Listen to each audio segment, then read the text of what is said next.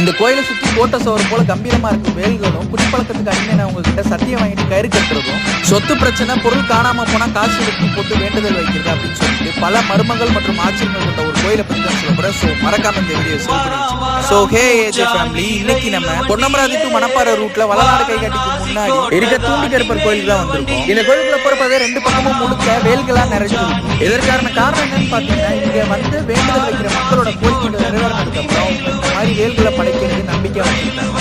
ரொம்ப குடிப்பழக்கத்துக்கு அடிமையானவங்க இந்த கோயில வந்து சத்தியம் பண்ணி கயிறு கட்டினதுக்கு அப்புறம் குடிக்க மாட்டாங்க அப்படிங்கிறது ஒரு பெரிய நம்பிக்கையா கிடந்துச்சு.